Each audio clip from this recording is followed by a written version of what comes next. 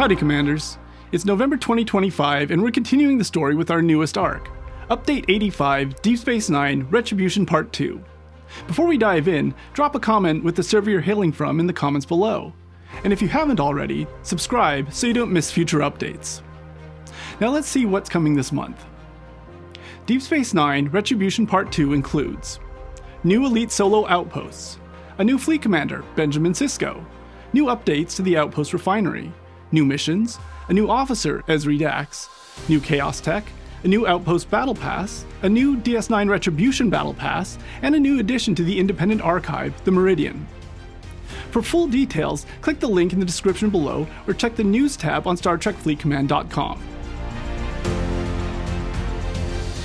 Before we dive into Deep Space Nine Retribution Part 2, we have a couple of quick quality of life spotlights launching this month.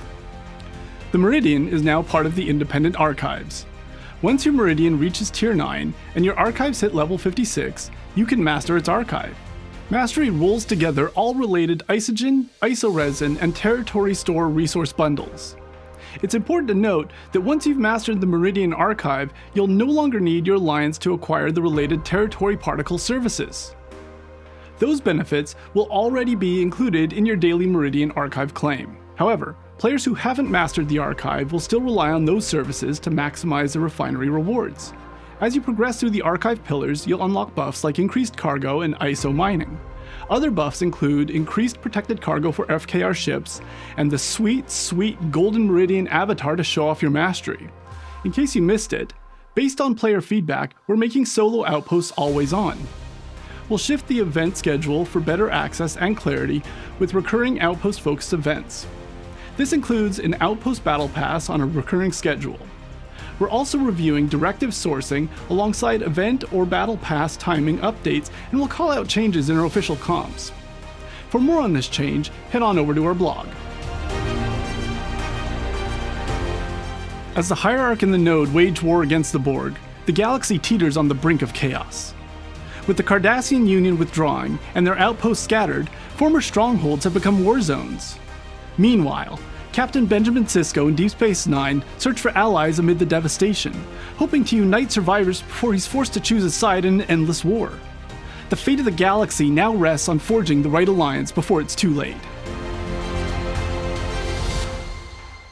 Solo outposts are now always on, and elite solo outposts follow the same approach, staying available indefinitely so players can jump in anytime through December and beyond.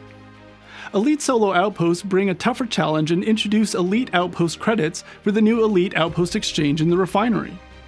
They also offer bigger rewards, including larger amounts of Retaliation medals and Retaliation plunder right from Wave 1, along with more powerful Outpost upgrade buffs to strengthen your fleet. To start an Elite Solo Outpost, you'll need Elite Solo Outpost Strike Directives. These can be earned through the free track of the Outpost Battle Pass, with extra directives provided at launch so players can dive right in and test out the new content early.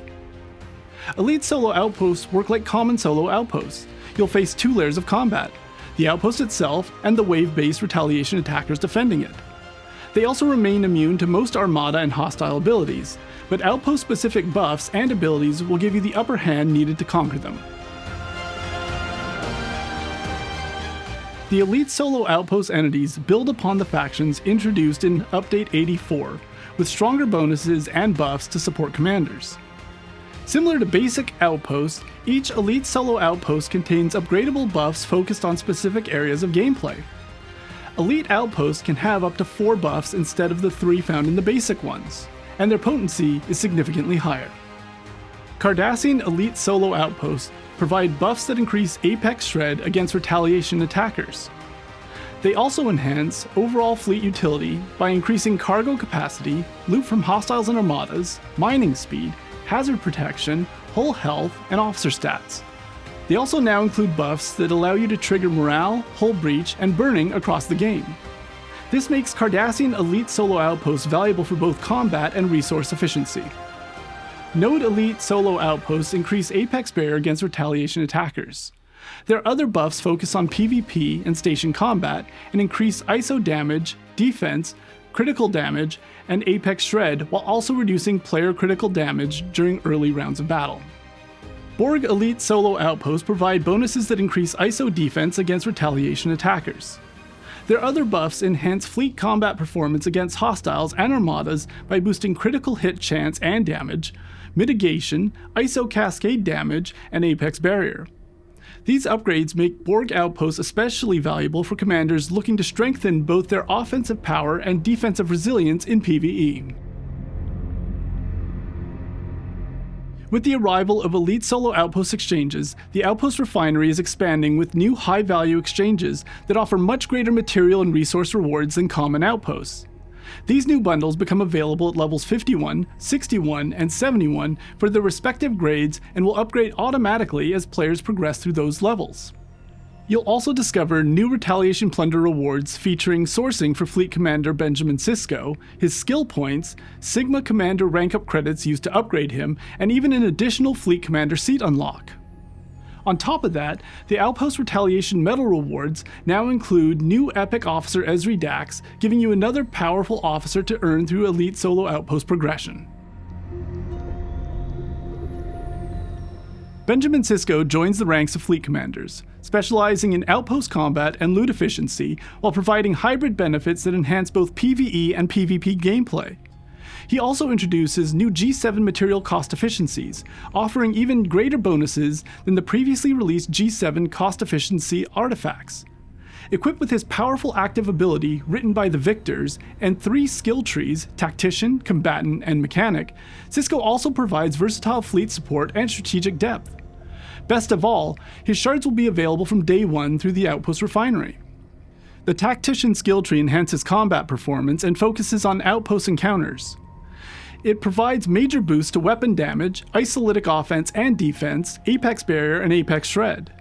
This tree delivers specialized advantages in outpost battles and improves fleet resilience through a balance of strong offensive and defensive abilities.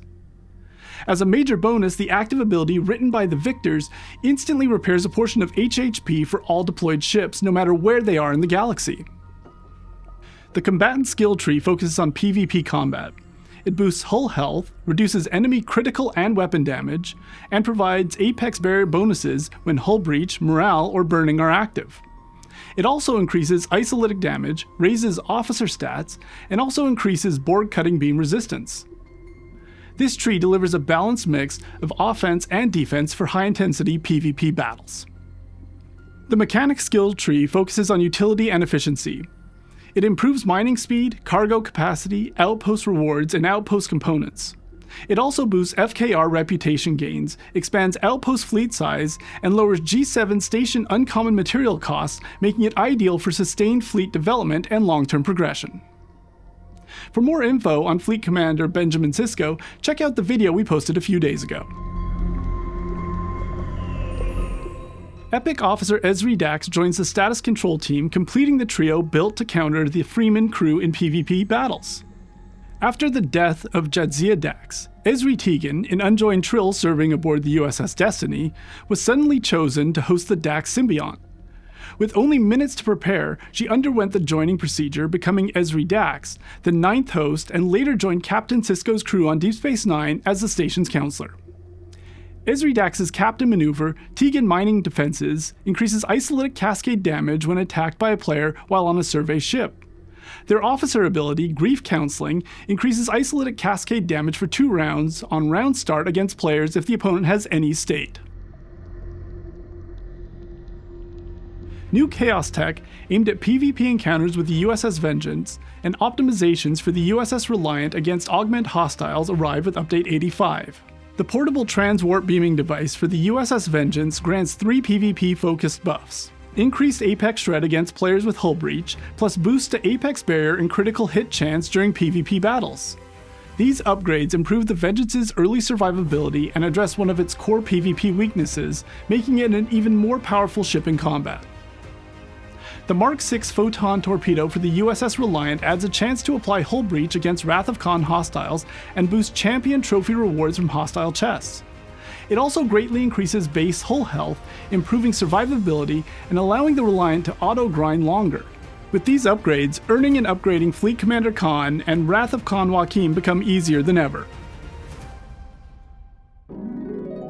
Over on the STFC official Discord, we're brewing up something special for the holidays.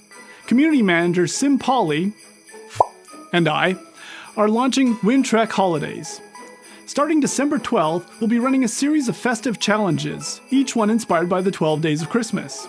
Every day, a brand new thread will open on our Discord channel with a brand new task. We're talking treasure hunts, alliance activities, favorite game memories, and even Klingon carols. That reminds me of my favorite Klingon holiday classic. Shock me poo push cool dak pek ta. All you need to do is follow the daily challenges, drop your entry into the thread, and earn points for joining in on the fun.